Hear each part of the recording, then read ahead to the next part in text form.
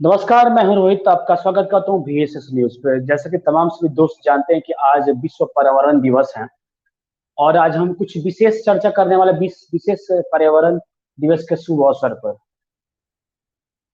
तो आज तमाम सभी हम दर्शकों से आग्रह करना चाहते हैं कि आप सभी लोग जुड़े जल्द से जल्द, ताकि विश्व पर्यावरण पर चर्चा किया जा सके। आज हमारे साथ मौजूद होंगी श्वेता शर्मा, जो एक पर्यावरणविद हैं और इंस्टाग्राम के इन्फ्लुएंसर हैं और पर्यावरण के बारे में काफी कुछ जानती भी हैं। और हमारे साथ एक और मेहमान जुड़ेंगे, धीरे धीरे तमाम से मेहमान जुड़ेंगे। मैं जितने लोग जुड़े हैं उनसे आग्रह करना चाहता हूँ कि हम जल्द से जल्द आपसे जुड़े, ताकि चर्चा को जल्द से जल्द शुरू किया जाए। और जैसे कि आप जानते हैं कि आज पूरा विश्व पर्यावरण दिवस मना रहा है और देखा जाए तो सभी लोग अपने घर के सामने, फील्ड में, खेत में कोई ना कोई एक पेड़ लगाना है, ताकि ये पर्यावरण को बचा सके। क्योंकि इस समय हम पर्यावरण को बचाने की जरूरत है। एक तो हमारा देश कोरोना महामारी से जूझ रहा है, सभी लोग इससे परेशान हैं। इस प्रकार से आए दिन देखी जा रही थी कि हमारे देश में 4000 से अधिक कैजुअलिटी होती जा रही थी। तमाम से शमशान घाटों में काफी ज्यादा लाशें जल रही थी। उससे ज्यादा बहुत सारे लकड़ी को काटकर उसमें लाश को जलाने के लिए इस्तेमाल किया गया था। इस वजह से बहुत सारी ऐसी चीजें थी जिससे कि सारी बहुत सारे पेड़ कट चुकी है। और एक तो हमें पर्यावरण, तो हमें सांस लेने में प्रॉब्लम आती है। और जैसे कि जानते हैं कि जितना पेड़ कटे हैं वो हमारे धरती पर ऑक्सीजन की कमी हो गई है। यही है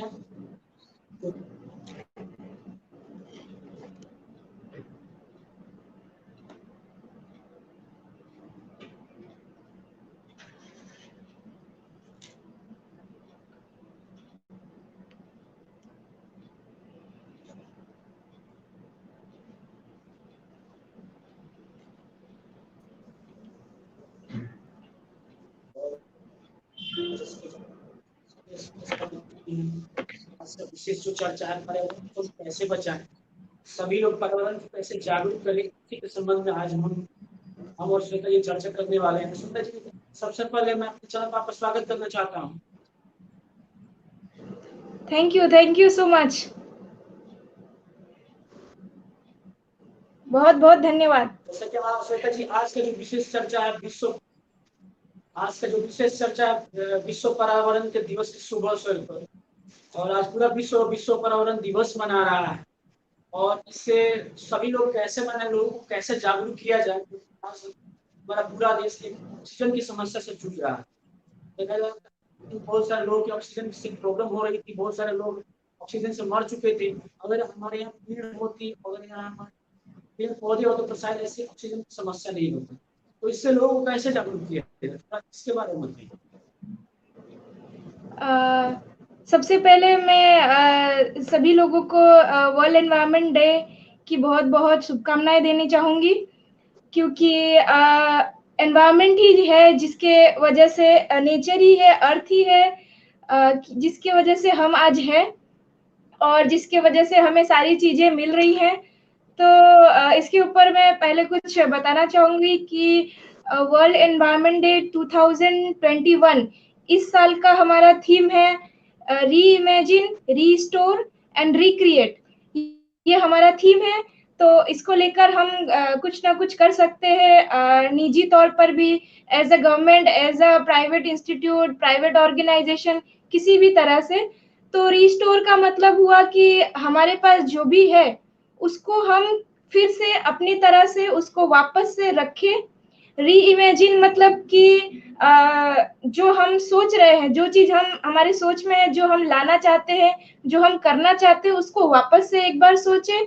और रिक्रिएट जो सबसे इम्पोर्टेंट है कि हमने जो सोच रखा है उसको हम एक्शन में कैसे लाएं, उसको रिक्रिएट कैसे करें, उसको दोबारा उसी चीज़ का इस्तेमाल करते हुए उसको वापस से कैसे बनाया जा सके। सो ये थीम है हमारा इस बार का वर्ल्ड एनवायरनमेंट डे का, जिसके ऊपर हम काम कर सकते हैं अपने एनवायरनमेंट को, अपने पृथ्वी को बचाने के लिए। तो जी, बहुत सारी ऐसी योजनाएं आती हैं। देखा जाता है कि हर साल लोग मनाते हैं, लेकिन कोई सही तौर पर मनाता नहीं है। बस आज पेड़ लगा देंगे, फोटो खिंचवा लेंगे और फोटो पोस्ट कर देंगे, लेकिन अगले दिन जाइएगा तो देखिएगा तो ना उसमें पानी दिया जाएगा और ना ही उसका सही से रख रखाव किया जाएगा। जी, बिल्कुल सही कहा आपने। ये हमें इंडिपेंडेंस डे और रिपब्लिक डे पर भी देखा जाता है कि एक दिन भारत का झंडा हमें दिखेगा और अगले दिन सड़कों पे पाया जाता है। तो सेम इसी तरह से कुछ ऐसा भी होता है कि लोग वही सोशल मीडिया पर डालने के लिए या फिर दूसरों को दिखाने के लिए या सिर्फ एक दिन के लिए ये चीज़ फ़ॉलो करते हैं, जो कि गलत है। और हमें as a human being, as इस अर्थ पे हम लोग हैं, इस प्लैनेट पे हम लोग हैं, तो हमें रिस्पॉन्सिबल होना चाहिए कि हम ऐसा ना करें और हमें इस चीज़ की वैल्यू समझनी चाहिए कि आज से कुछ साल बाद हमें जो पृथ्वी ने, अर्थ ने, एनवायरनमेंट ने ऑलरेडी जो दे रखा है, उस चीज़ की कुछ दिन बाद कमी हो सकती है और होगी। तो इस चीज़ को ध्यान में रखते हुए सभी को ये ध्यान में रखना चाहिए कि हम अपना एनवायरनमेंट, अपना अर्थ, अपना नेचर कैसे बचाएँ? कैसे हम एक दिन का ना करके रोज़ अपने डेली लाइफ में कुछ ना कुछ ऐसा करें जिससे हमारा एनवायरनमेंट सेव हो सके। कहा जाता है कि एक पेड़ 100 पुत्र के बराबर है। कहने में तो आसान दिखता है, लेकिन इसको सही तरह कोई पालन नहीं करता है। और मीना शर्मा जी जुड़ चुकी हैं, और जैसे कि जानते हैं कि ये भी एक शिक्षिका हैं, और आज विश्व पर्यावरण दिवस पर हम इनका स्वागत करना चाहेंगे कि इन्होंने अपना कीमती समय निकाला और हमसे जुड़ी। और और हम और श्वेता जी आपका स्वागत करते हैं इस एपिसोड में, जो आप हमसे जुड़ी।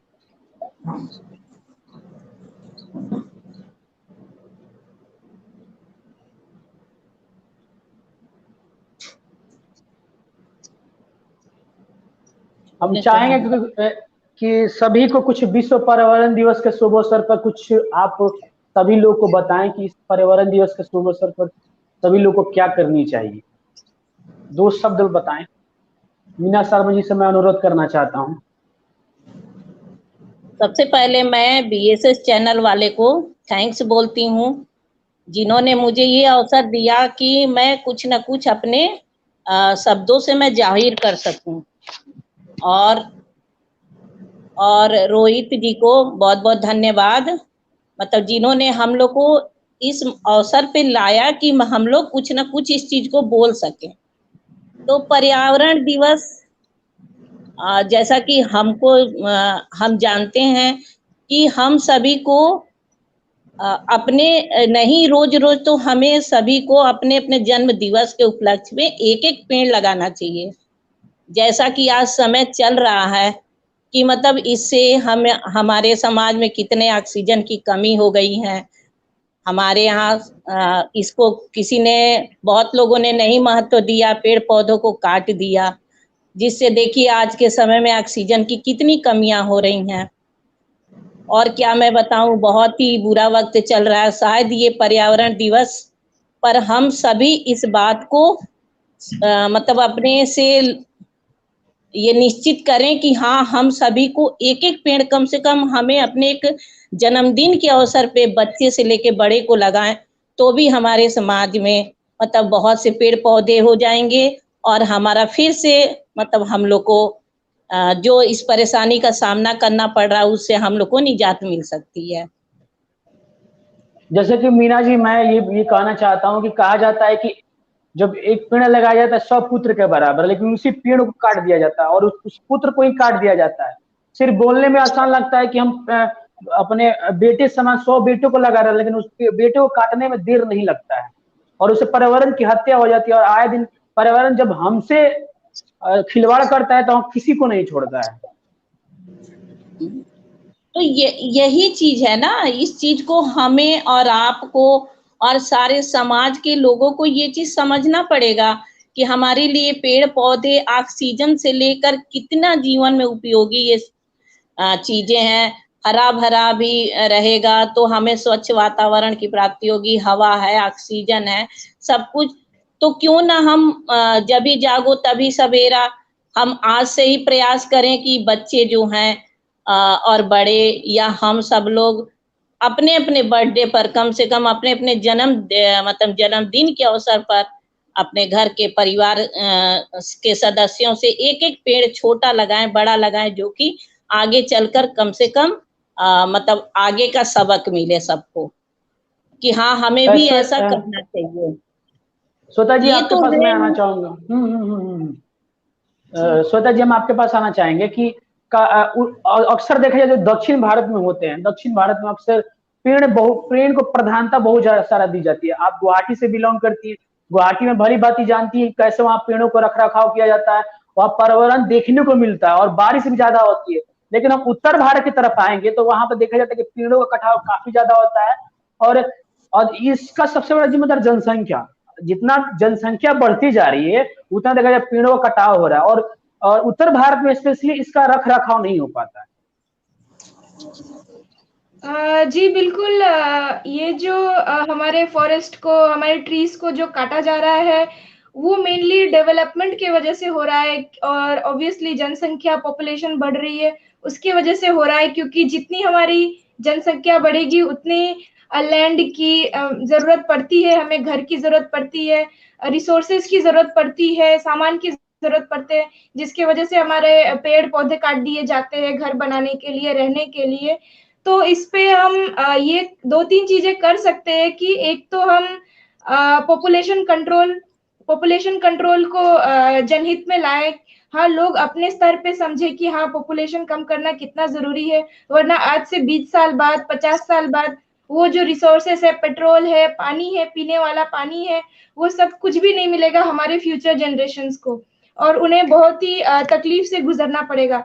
तो बहुत सारे स्टेट्स ऐसे हैं जो जिन्हें इस चीज की वैल्यू मालूम है, वो इस चीज पे ऑलरेडी काम करना शुरू कर चुके हैं। जैसे कि आपने गुवाहाटी का नाम लिया तो मैंने वहां पर देखा है कि वहां पर गवर्नमेंट छोड़िए, वहां पर घर पे जो नॉर्मल जो लोग रह रहे हैं घर पे, वहां पे बारिश होती है तो वो वाटर साइक्लिंग करते हैं, वाटर हार्वेस्टिंग करते हैं। मतलब उन लोग टैंक बनाते हैं अपने घर के बाहर या अपने छत के ऊपर, जिससे वो वाटर कलेक्ट कर सके, वो पानी कलेक्ट कर सके, बारिश का पानी, और उसको दोबारा वो प्यूरिफाई करके यूज करते हैं। तो ये एक तरीका हो गया उसको बचाने का।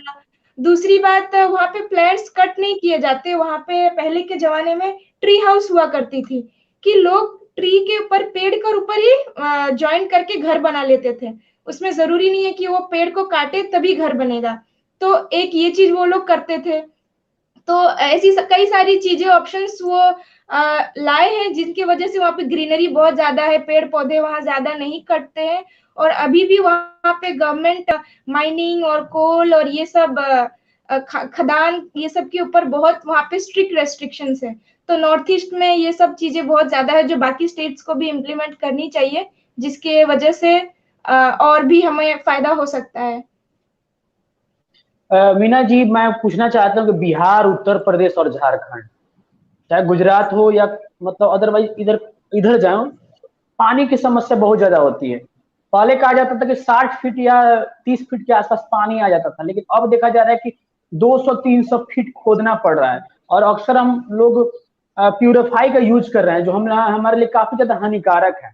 आखिर कारण क्या है कि जो जल समस्या है आए दिन बढ़ते जा रहा है और देखा जा रहा है कि अगर 30 या 40 फीट जाएंगे तो पीने लायक पानी नहीं है, वो काफी ज्यादा इफेक्टफुल कर रहा है।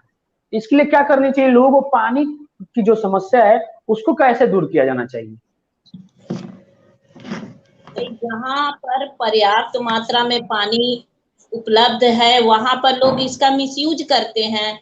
जैसे कि हमारे ये यूपी बिहार में पानी की बहुत ज्यादा कमी नहीं है। यहाँ पे लोग क्या करते हैं, लापरवाही से नल को खोल देते हैं और जो भी है मतलब वो पानी की उस कीमत को नहीं जानते हैं। जहाँ पे राजस्थान या जहाँ पर हमें मतलब कड़ी धूप में लेडीजें जो हैं वो घड़ा लेके पानी भरने जाती हैं, जहाँ पे पानी की बहुत बड़ी समस्या है, उस चीज को हमारे यूपी भारत के लोग नहीं समझ पाते हैं, तो वो बर्बाद करते हैं पानी को। इसलिए हमें पानी को तो वेस्ट करना ही नहीं चाहिए, कभी भी हमें जरूरत के अनुसार पानी का उपयोग करना चाहिए। उसके बाद हम एक एक व्यक्ति का ये जिम्मेदारी होता है कि जब भी मैं मेरे घर में या कहीं भी पानी वेस्ट हो रहा है, या स्टेशन पे ले लीजिए, या ऐसे कई लोग होते हैं जो मतलब चीजों को, उसकी कीमत को नहीं पहचान पाते हैं। उन लोगों से पूछा जाए जहाँ बूंद बूंद के लिए लोग तरसते हैं, तो वो चीज जो है हम इधर बचत करेंगे तो वहां पर पानी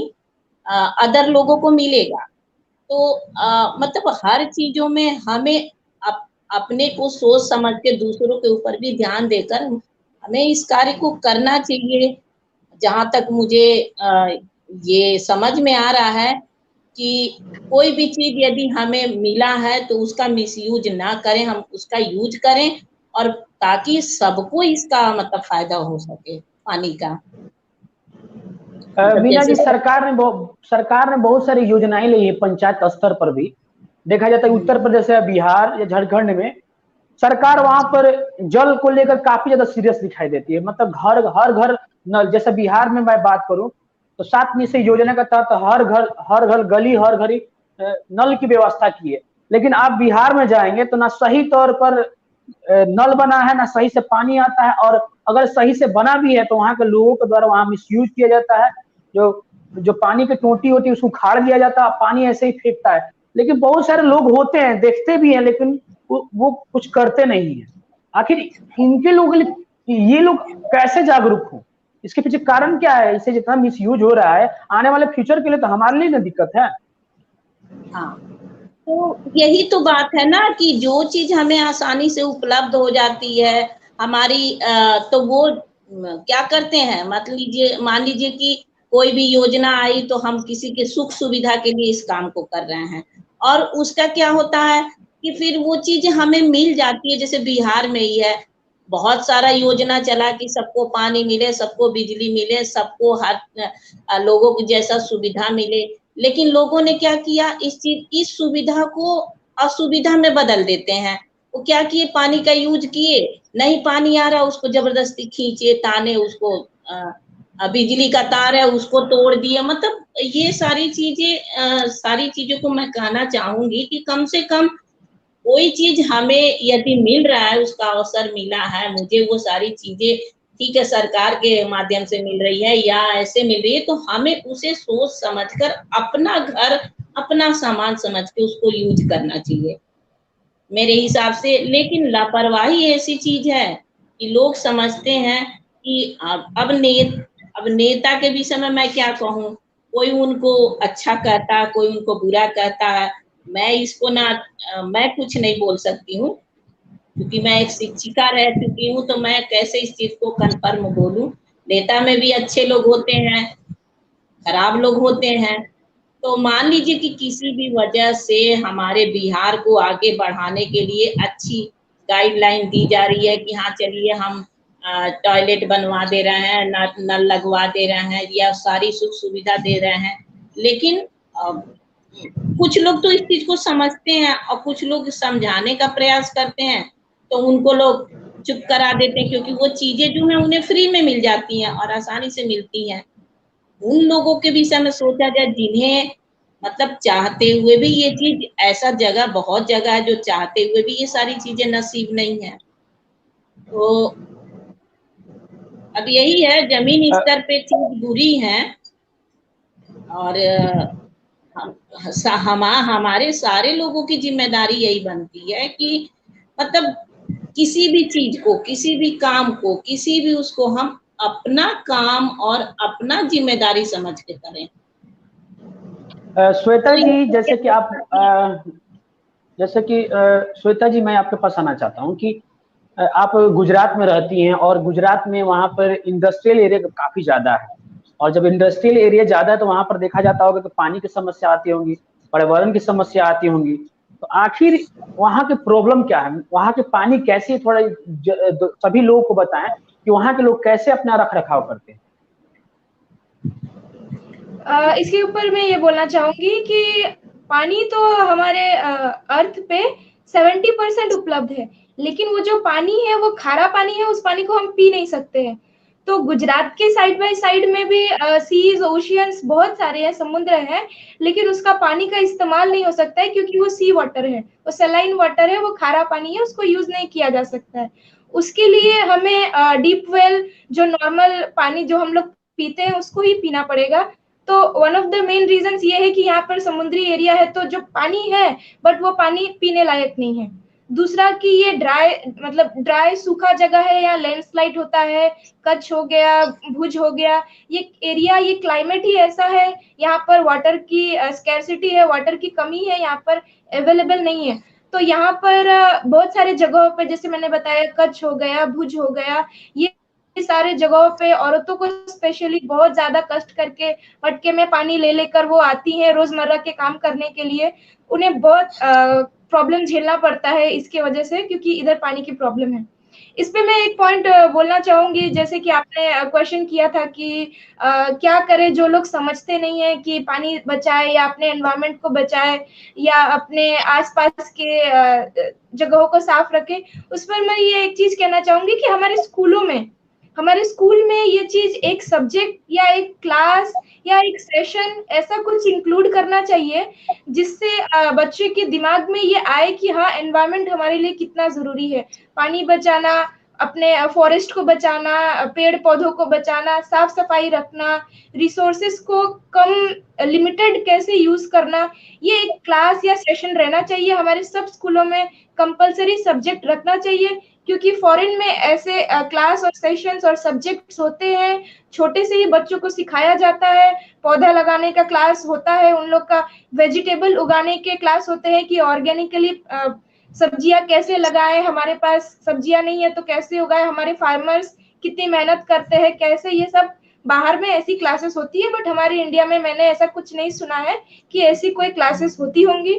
और दूसरी कि घर से शुरुआत करें, माँ बाप बच्चों को छोटे से ही सिखा सकते हैं कि हाँ, अगर 1 ग्लास पानी लिया तो हाफ ग्लास पानी पीना है, तो हाफ ग्लास को फेंके नहीं, उसको रख दो, ढक के रख दो, बाद में यूज करो। क्योंकि छोटे छोटे स्टेप्स लेने से बड़े काम होते हैं। छोटी छोटी चीजें सिखाओ, प्लास्टिक की बोतल्स बाहर से ना खरीद कर हम घर से बोतल्स ले जाए, ग्रोसरी के दुकान में जाने से हम प्लास्टिक की थैली ना लेकर अपने घर से कपड़े का बैग ले जाए, रास्ते में कूड़ा ना फेंके, वगैरह वगैरह। ऐसी छोटी छोटी चीजें हैं जो घर से इम्प्लीमेंट करी जा सकती हैं, जिससे हमारा नेचर सेव होगा, एनवायरनमेंट सेव होगा।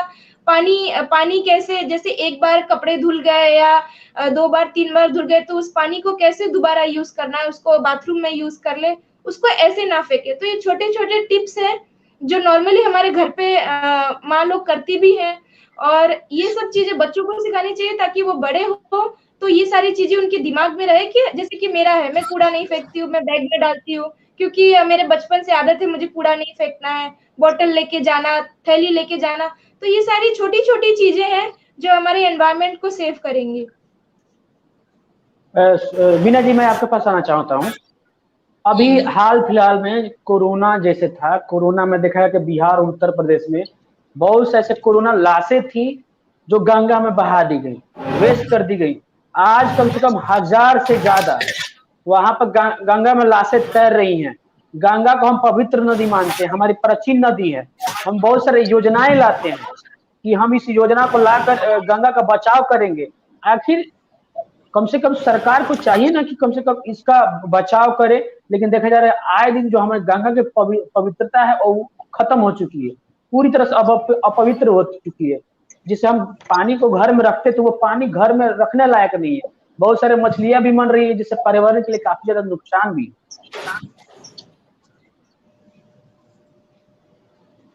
जैसा कि मतलब श्वेता जी बताया, बहुत अच्छा लगा। उससे हटकर आपसे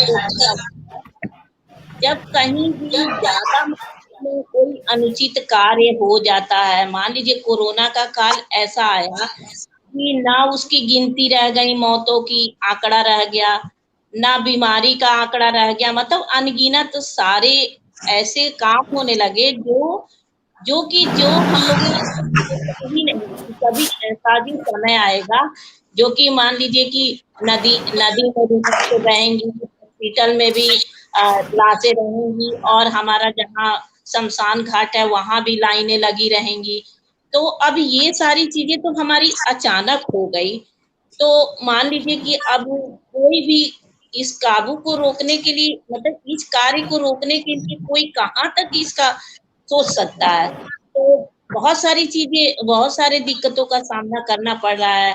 अब उसमें हम गंगा जी को बचाएं या मतलब जैसे कि जहाँ भी है इंसान इंसान ऐसे मरने लगे कोरोना को लेकर कि जैसे लगा कि गाजर मूली गाजर जैसे लाए और आप सड़ जाता है। प्रशासन के पास लाशों का तो आंकड़ा है ही नहीं। शवों को दफनाने के लिए उसने कई जगह ऐसा करा जिसको जैसे समझ में आया जिस रूप में समझ में आया उस तरह मतलब इतनी ज्यादा सवें हो गई कि अब गंगा जैसी पवित्र नदी के पास भी मिला।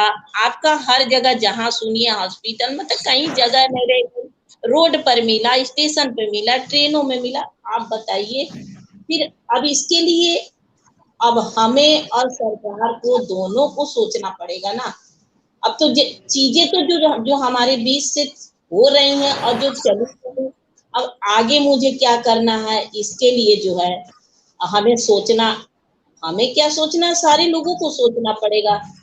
तो अब यही है कोरोना जैसी खतरनाक बीमारी आई है, कुछ लोग पहले ही से लापरवाही से लिए, जब लोगों ने न्यूज देखा समाचार देखा और कुछ इसमें अफवाहें भी हैं, कुछ सही बात भी है, कुछ गलत बात भी है। जिस चीज को हमने देखा नहीं सुना नहीं बहुत सारी इसमें मतलब भ्रांतियां भी हैं।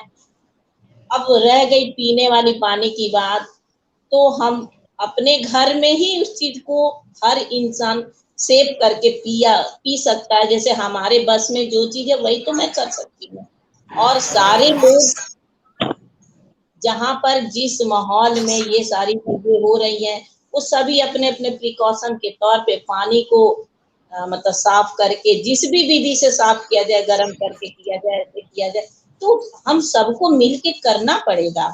ये तो हो गई, ये चीजें तो हो चुकी हैं, अब आगे ना हो, प्रदूषित ना हो, हमारे यहाँ ना मतलब कोरोना में लाशों का ढेर लगेगा, ना ये सारी समस्या उत्पन्न होंगी। तो हमें अब हमें क्या करना है, सरकार ने जो किया वो तो कर चुका, जो होना था वो हो चुका, आगे हमें इसे रोकथाम करना चाहिए। मतलब लोगों को बताना चाहिए कि भाई कोरोना आई खतरनाक बीमारी जिससे हमारे हर चीज प्रभावित हुआ। आप देखिए पानी देखिए मतलब इंसान देखिए सारे लोगों का एकदम वो हो गया कि मतलब आगे अब कुछ होना ही नहीं है। तो बहुत सारी चीजों का नुकसान हुआ ना, केवल पानी ही से ही पानी प्रभावित नहीं किया ना, सारी चीजों का विकास ही एक ठप हो गया। जी आपकी बात सही है और कहीं ना कहीं आपके बातों को हम खंडन करना चाहेंगे। जैसे कि श्वेता जी ने बोला कि बिहार में क्या भारत की बात की और विदेशों की बात की, तो हमारे जो तमाम भारत है वहां पर ग्रेजुएशन लेवल पे आपको 4 सब्जेक्ट पढ़ाई जाती है, जिसमें plant service, plant science, dairy science, agriculture biotechnology, agriculture and food science के नाम से 4 सब्जेक्ट पढ़ाई जाती है। इसमें एग्रीकल्चर के बारे में पढ़ाई जाती है। तो कहीं ना कहीं हमारे भारत में भी इसकी जो है पढ़ाई की जो है व्यवस्थाएं हैं, छात्र जो जिस प्रकार से पढ़ना चाहते हैं उस प्रकार से पढ़ते हैं। ऐसी बात नहीं कि हमें सरकार की तरफ से व्यवस्था नहीं है, लेकिन एक चीज आपको बताना चाहेंगे कि जब 2015 में बिहार के जो मुख्यमंत्री हैं जब ये जीते थे तो उस समय ये 7 निश्चय योजना के तहत एक जल जीवन हरियाली का जो है शुभारंभ किया था, जिसके बाद एक मानव श्रृंखला बनाई थी जिसने गिनीज बुक ऑफ वर्ल्ड में जो है अपना नाम भी बिहार दर्ज कराया था। तो उस समय उसके बाद 2012 में एक हरियाली मिशन की शुरुआत की गई थी हरित आवरण में, जिसमें 9% बिहार में जो है 2012 में 24 करोड़ वृक्षारोपण का सरकार द्वारा लक्ष्य रखा गया, जिसके बाद 22 करोड़ वृक्षारोपण की गई। उसके बाद सरकार ने जल जीवन हरियाली के तहत जो है मानव श्रृंखला बनाया, लोगों को जागरूक किया, लेकिन लोगों की जागरूकता वहीं तक रुक गई, उसके बाद लोगों की जागरूकता नहीं दिखी।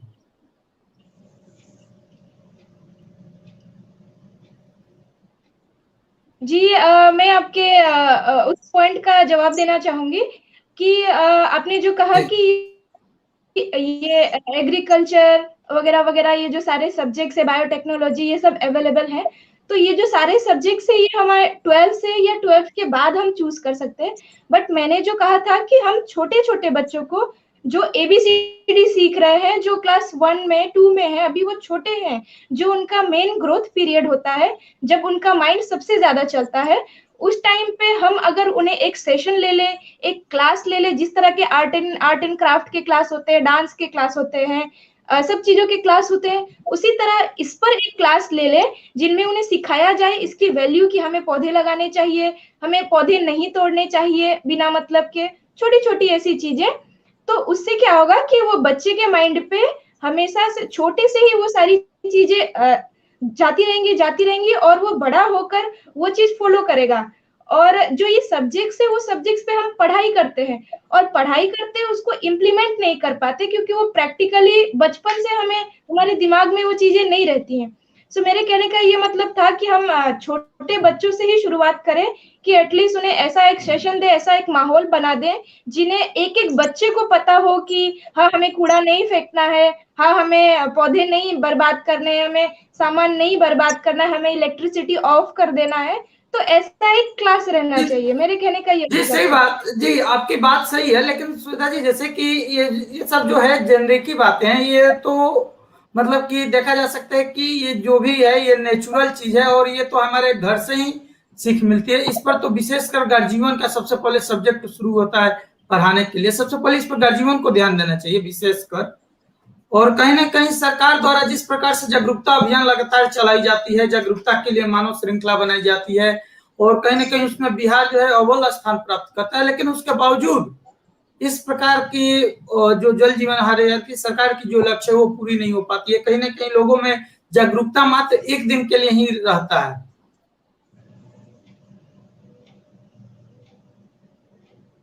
जी बिल्कुल, आपकी बात बिल्कुल सही बात है। वही मैं कह रही थी कि हमारे दिमाग में वो चीजें रहनी चाहिए। ऐसा नहीं कि किसी ने हमें बता दिया या पढ़ा दिया तो एक दिन के लिए, या गवर्नमेंट ने ये स्कीम लाई, जैसे आप देख लीजिए स्वच्छ भारत का ही स्कीम था, तो वो स्कीम आया तो इसलिए नहीं क्योंकि वो स्कीम आया है, गवर्नमेंट बोल रहा है, हमारे प्राइम मिनिस्टर बोल रहे हैं, इसीलिए हमें करना है। ये हमें खुद पता होना चाहिए कि हाँ हमें साफ सफाई से रहना है, साफ सफाई का महत्व क्या है, साफ सफाई से रहना कितना जरूरी है। तो ये चीज हमसे शुरू होती है, हमारी अपब्रिंगिंग से शुरू होती है, हमारे पेरेंट्स ने, टीचर्स ने क्या सिखाया है, कैसे माहौल में पले बड़े हैं, वो ज्यादा इम्पोर्टेंट है। उसी से हम एक अच्छे ह्यूमन बीइंग बनते हैं, जिसकी वजह से हम ये सारी चीजें फॉलो करते हैं। मीना जी से मैं कुछ जानना चाहता हूँ कि मैं अभिषेक जी, मैं मीना जी के पास आना चाहता हूँ।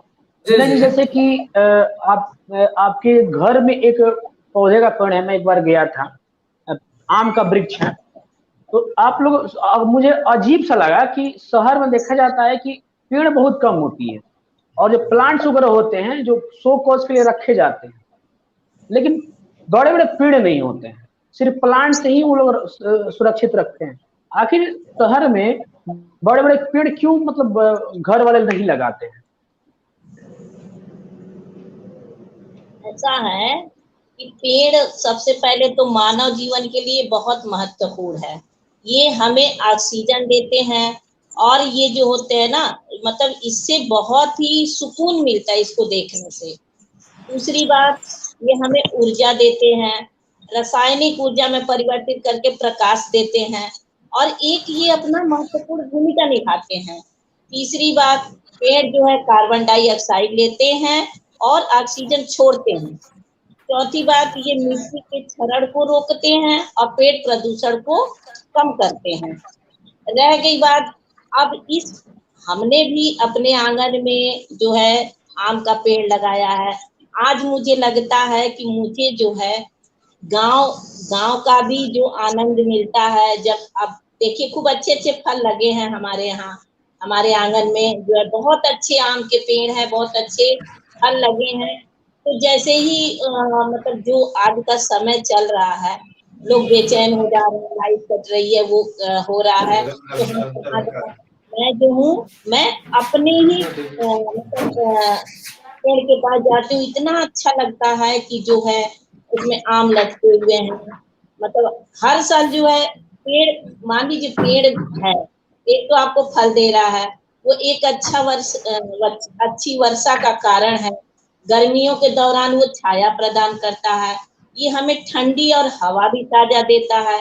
अब पेड़ हमें फल भी देते हैं और इनके कुछ दवाइयों के रूप में पेड़ का उपयोग भी किया जाता है। तो पेड़ हमारे जीवन में कितना महत्व है इस चीज का तो मतलब है ही नहीं व्याख्या आज के बाद भी। और अक्सर 7 जुलाई को लोग पेड़ मतलब पेड़ पर्यावरण दिवस के रूप में मनाया जाता है। सभी लोग को पेड़ लगाना चाहिए। तो शहरों में सही बात है, आपका जो कथन है ये सत्य है कि शहरों में लोग क्या है, लोग मकान बनवाते हैं, रोड से ही घर में चढ़ जाते हैं, इसमें ना तो उन्हें पर्याप्त जगह मिलता है, नहीं ना ही उसका साधन होता है। लेकिन मैंने जो भी किया यही सोच समझ के किया कि 3-4 मेरा तो आम का पेड़ है। समझिए कि सुबह के टाइम में निकलते हैं जब गेट से बाहर तो इतना मतलब अपने मकान के ही अंदर ताजी ताजी हवाएं, हरियाली, वो आम। अब इस समय कोरोना के काल में बाहर भी नहीं जाना पड़ता, मीठे मीठे आम भी खाते हैं, तो उसका उपयोग मुझे लगता है। बाकी जो मतलब अदर पर्सन जो दूसरे थर्ड व्यक्ति आते हैं वो भी उस चीज को कहने लगते हैं, कहने पे मजबूर हो जाते हैं कि भाई कितना अच्छा लग रहा है। तो सब मिला जुला के पेड़ जो है बहुत ही हमारे जीवन के लिए बहुत ही उपयोगी चीज है। उसका भूमिका अब शाकाहारी लोग भी बहुत हद तक उस पेड़ के साथ निभा। देखिए आजकल जो कोरोना का काल चला, किसी ने नीम का पेड़ बताया, किसी ने मतलब ये सारी चीजें थोड़ा बहुत। एक मैंने घटना सुना था कि मतलब उसे ऑक्सीजन की बहुत ज्यादा कमी थी, वो व्यक्ति क्या हुआ, बेड की कमी थी, ऑक्सीजन की कमी थी, वो अब वो क्या करे, वो जाके पेड़ के नीचे वो लेट गया। हालांकि ये सत्य घटना है कि असत्य नहीं बता सकते हैं, फिर उसका ऑक्सीजन लेवल बढ़ गया। अब आप बताइए कि ये सारी चीजें तो एक पेड़ के ही माध्यम से हो रहा है। पर्यावरण मतलब मेरे मतलब आस पास आवरण, आवरण मतलब हरियाली से ढका हो, इसको पर्यावरण कहते हैं। तो ये तो है ही मतलब बहुत ही अच्छी बात है। आज पर्यावरण दिवस है, हम सबको यही चीज निश्चित करना चाहिए कि हम सारे लोग वृक्षों को अरे नहीं लगा सकते तो उसे काटे भी नहीं, जो लोग लगा सकते हैं उसे लगाएं। आप किसी रास्ते में जाइए, गरीब हैं, इतना धूप के मारे थक जाते हैं, पहले पेड़ पौधा था आराम से लोग बैठ जाते थे, थोड़ा सा आराम करते थे, अब तो बहुत कोसों दूर तक चल जाते हैं, कहीं पेड़ का वो नहीं मिलता। ये सारी चीजें थोड़ा सा मनुष्य को समझने की चीज है। मैं यही चाहूंगी कि आने वाले दिनों में हम कम से कम हम प्रत्येक नागरिक अपने अपने परिवार के बच्चों को, अपने अपने परिवार को ही ये चीज कम से कम बताएं कि पेड़ पौधे कितने जरूरी है। हालांकि आज के जीवन में बच्चे पढ़े लिखे हैं, सब समझ चुके हैं कि आज ये समय आ गया कि हमें ऑक्सीजन भी खरीदना पड़ रहा है। आज हमारे मतलब आस परिवेश में पेड़ों का कम होना ही इस बीमारी को जन्म दिया। इसमें हम देखिए ऑक्सीजन जैसी चीज को भी आज हम खरीद रहे हैं, हवा पानी सब चीज खरीद रहे थे, आज ऑक्सीजन भी खरीद रहे हैं। जी सही बात है। ये कहीं ना श्वेता कहीं जो जी दिल्ली में भी रही कोरोना की हैं। जो संख्या है वो कहीं ना कहीं ज्यादातर शहरों में जो है ज्यादातर देखने को मिल रही है, और ये जो सांस लेने में दिक्कतें आ रही है कहीं ना कहीं ये सबसे ज्यादा दिल्ली में देखने को मिलती है पर्यावरण को लेकर। और वहां की सरकार जो है ऑड इवन नंबर को लगाने में लगी रहती है, लेकिन कभी पर्यावरण के पीछे ध्यान नहीं देती है। तो क्या एक दिन पर्यावरण दिवस के लिए केवल वो समय काफी होता है? नहीं, पर्यावरण दिवस तो हमें एक यादगार के रूप में है ना, लेकिन हमें ये चाहिए कि मतलब हमने क्या बताया कि मेरा जो एक अपना सोच है, कुछ नहीं है तो जैसे हम पर्यावरण दिवस को एक हर दिवस का एक यादगार एक तारीख होता है, लेकिन जब भी हमें समझ में आए तभी हम एक पेड़ को लाके लगा दें। ठीक है, चलिए यादगार हमारे परिवार में एक जन्मदिन होता है बच्चों का, शुरू से एक एक पेड़ लगवाते चले, कहीं भी लगा दें। तो उसमें क्या होता है, जैसे हमारे यहाँ पुराने लोग कहते हैं जितना पेड़ बढ़ता है उतनी उन्नति होती है, ठीक है ना। तो इसीलिए जो है और पेड़ों से तो बहुत सारा फायदा होता है, दवाएं हुआ, रबड़ हुआ, लकड़ी हुआ, कागज हुआ, ये सब हम लोग को भूगोल में तो पढ़ाया जा चुका है, ज्योग्राफी में, लेकिन अब आजकल जी सही बात है। अगर एक सोचा जाए कि अगर अगर अगर पौधे नहीं होते जी, अगर पौधे नहीं होते तो मानव का जीवन किस प्रकार से होता, क्योंकि आने वाले दिन में उसी प्रकार के जो है लक्षण जो है वो दिख रहे हैं। अब यही है कि जो मतलब नेचुरल चीजें नहीं हो पाएंगी।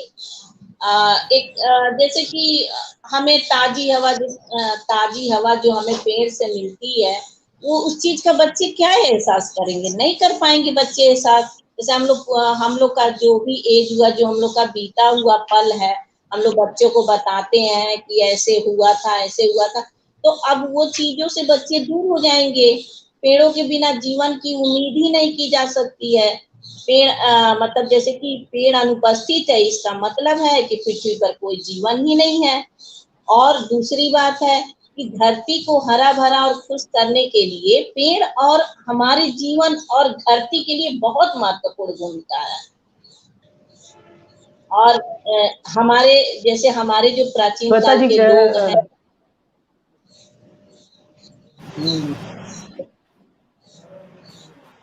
जैसे मेरे कहने का मतलब है कि मनुष्य हाँ, हेलो,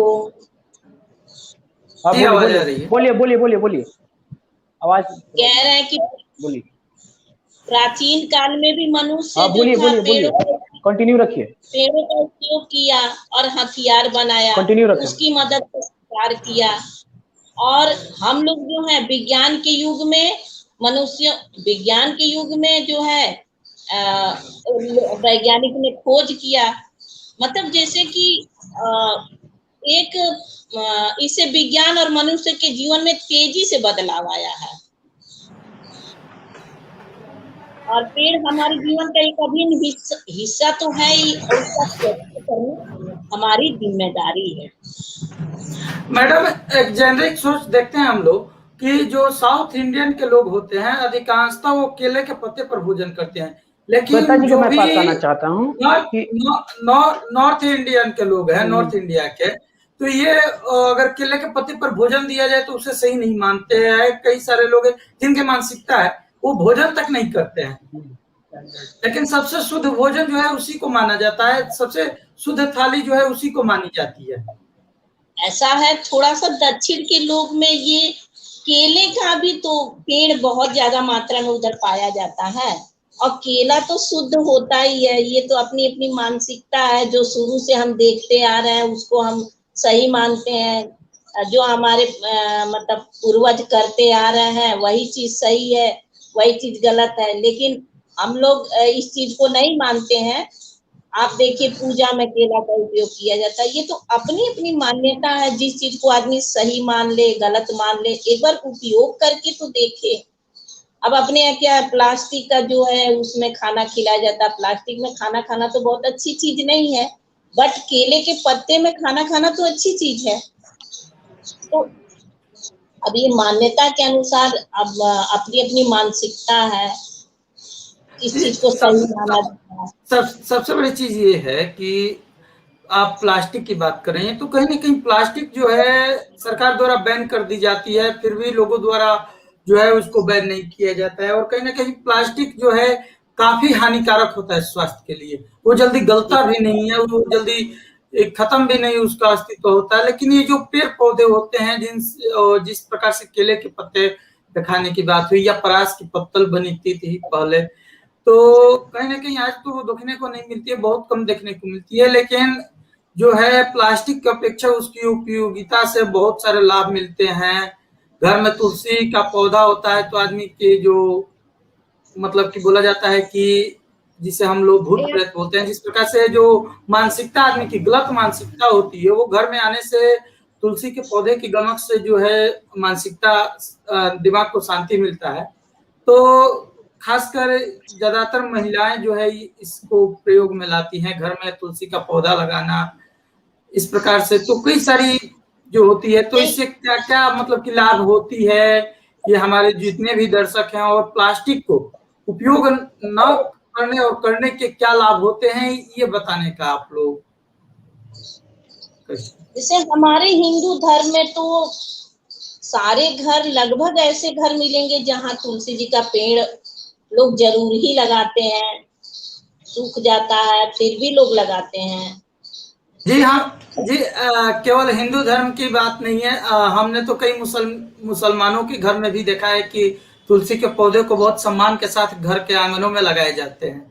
मैंने क्या कहा, यही मानसिकता होती है। जिस चीज को मान लिया जाए, वो उनकी मानसिकता ये है कि मतलब हो सकता है कि उन्होंने लगाया होगा, उससे उनको बेनिफिट हुआ होगा, तो वो अब अपनी मानसिकता को मान लिए। नहीं तो कहाँ कोई मानने को तैयार होता है किसी धर्म की चीज को, किसी कोई। और आपने क्या क्या कहा है, क्या पूछा आपने? प्लास्टिक। अब प्लास्टिक पर देखिए बैन इतनी लग रही है, उसके बाद भी प्लास्टिक तो छूट ही नहीं रहा है, क्योंकि बहुत सारी चीजें हैं। एक तो वो सच में आसान चीजें, आप मार्केट में ही जाइए, बहुत सारी चीजें ऐसे हैं जिसको आप कागज में नहीं ला सकते हैं, थैले में नहीं ला सकते हैं, तो वो प्लास्टिक में ही करके दे देते हैं। जबकि सबसे ज्यादा पूरा कबाड़ी का रीजन प्लास्टिक ही है। हम भी जान रहे हैं, लेकिन एक अब बैन लगता है फिर बैन खुल जाता है। इस चीज को क्या कहा जाए? मान लीजिए हम सब सरकार की तरफ से बोला जाता है कि कपड़े के थैले को उपयोग करना, बोतलों जो प्लास्टिक है उसको ना उपयोग करके शीशे का उपयोग करना, कई सारी सरकार की तरफ से जो है उपयोगें बताई जाती है और उसकी निदानें बताई जाती है। बाजार में जो है आए दिन कपड़े के जो है थैले बिकने लगते हैं, लेकिन अचानक से फिर से प्लास्टिक का आ जाना, सरकारी अधिकारियों की इसमें कहीं ना कहीं लापरवाही। हर जगह सरकार तो जो है आदेश जारी कर देती है, लेकिन इसका पालन जो होता है वो हम ही लोग को करना होता है और हम लोग कहीं ना कहीं नहीं कर पाते हैं। अब बात ऐसा होता है, मान लीजिए कि जो बड़े लोग हैं वो थैला भूल गए, वहां जाने पर वो पैसे का लालच दुकानदार को देते हैं, वो दे देता है धीरे से, किसी को बताइएगा नहीं। यदि एक साथ पूरा बैन लग जाए, चाहे वो बड़ा हो चाहे वो छोटा हो, चाहे वो पैसे से दे रहा है चाहे वो नहीं दे रहा, यदि ना दे दुकानदार तो मजबूरन सभी लोग लेके जाएंगे। लेकिन बस बैन लगता ही तो है, कहाँ हो पाता है ये चीज। सरकार बहुत सारी चीजें, बहुत नियम कानून लाती है, पालन करने वाले नहीं करते हैं, करने वाले करते हैं। अब दरअसल सभी देखने वाला जमाना है। सरकार द्वारा आज बिहार सरकार द्वारा विश्व पर्यावरण दिवस पर जो है सरकार द्वारा बताई गई है कि कई सारी योजनाओं में कुछ योजना के नाम रखी गई है, जिस योजना के तहत कई सारी योजनाएं चल रही है, सरकार जो है आज अनाउंस की हुई है। तो जाते समय में हमारे तमाम जो भी दर्शक है उनको बताने का मतलब कि एक बार ऐसी कर दीजिएगा ताकि उनको बता दिया जाएगा, क्योंकि आज सरकार द्वारा जो है कई सारी योजनाओं के बारे में जानकारी दी गई है। उसको अभी मेरे द्वारा प्रिपरेशन नहीं किया गया है, मैं अभी देखा नहीं हूँ। जैसे ही मैं देखता हूँ तो रात के जो 8 बजे होंगे जो चर्चा होगा उस पर हम लोग तय करेंगे, बताएंगे सभी दर्शकों को। तो मैं श्वेता जी के पास आना चाहता हूँ। अक्सर जो कहा जाता है कि जो दिल्ली में लोग रहते हैं और गांव के जो लोग होते हैं बोलते हैं कि हम दिल्ली में रहते हैं, और जब दिल्ली से यहाँ पे आते हैं तो बोलते हैं कि गांव में जो हवा होती है स्वच्छ हवा होती है। लेकिन जब हम लोग दिल्ली या किसी बड़े बड़े शहर में जाते हैं तो वहां हमें बहुत सारी प्रॉब्लम्स आती है, बहुत सारी दिक्कतों का सामना करना पड़ता है। तो आप दिल्ली में भी रहेंगे तो थोड़ा इसके बारे में बताइए कि आखिर शहर में और गांव में क्या डिफरेंस है कि शहर में बहुत ज्यादा हमें अच्छी हवा, शुद्ध हवा मिलती है, और शहर दिल्ली जैसे महानगर में, क्योंकि देश का सबसे अधिक ट्रैफिक मतलब पर्यावरण अगर देखा जाए तो वहीं पे होता है, दिल्ली में ही होता है। जी बिल्कुल। सबसे पहले मैं ये बताना चाहूंगी कि जो हमारे जो पूर्वज लोग कह गए हैं कि पेड़ लगाओ, पौधे लगाओ, पीपल का पेड़ लगाओ, तुलसी का लगाओ, नीम का लगाओ, तो इसके पीछे साइंटिफिक रीजंस भी है, क्योंकि जो पीपल का पेड़ है वो सबसे ज्यादा ऑक्सीजन देता है। तो हमारे एंसेस्टर्स लोग जो है उन्होंने ऐसा नियम बना दिया कि हम उसका पूजा करें, उसकी पूजा करें। आपने देखा होगा कि गाँव में पूजा होती होगी पीपल के पेड़ पर, नीम के पेड़ पर, तुलसी के पेड़ पर। बस इसके पीछे साइंटिफिक रीजन है कि वो बहुत ज्यादा अमाउंट में ऑक्सीजन देते हैं। तो ऑब्वियसली वो बहुत ज्यादा अमाउंट में ऑक्सीजन देते हैं, वहाँ हरियाली है, वहाँ शांति है, वहाँ बहुत ज्यादा ठंडी हवा है, वहाँ का माहौल बिल्कुल अलग है। और जो बात रही दिल्ली की, तो बाकी और शहरों से सबसे ज्यादा कंजेस्टेड, पोल्यूटेड, टॉक्सिक वो दिल्ली को माना जाता है, क्योंकि वहाँ पे पॉपुलेशन ज्यादा है, वहाँ पर पोल्यूशन ज्यादा है, वहाँ पर लोगों का आना जाना, माइग्रेशन ज्यादा है, क्योंकि वो हॉटस्पॉट है, वो मिडिल है, लोग कहीं से भी दिल्ली जाते हैं। तो वहाँ पे ऑलरेडी पोल्यूशन का बहुत ज्यादा प्रॉब्लम चल रहा था, गाड़ी के धुआं के वजह से, पेड़ पौधे ना रहने की वजह से, बहुत ज्यादा वहाँ पे लोगों के बसने की वजह से। तो वहां पर मैं रही हूँ, वहां पर मैंने देखा है कि ग्रीनरी या पेड़ पौधे या हरियाली बहुत ही मुश्किल है, आपको दिल्ली से दूर जाना पड़ता है, साइड जाना पड़ता है ऐसी चीजों का लुत्फ उठाने के लिए। तो वहां पर आपको डेवलपमेंट तो है, एडवांसमेंट तो है, बट वो जो गांव की खूबसूरती है, जो गांव का मजा है, वो वहां पर नहीं मिल पाता है।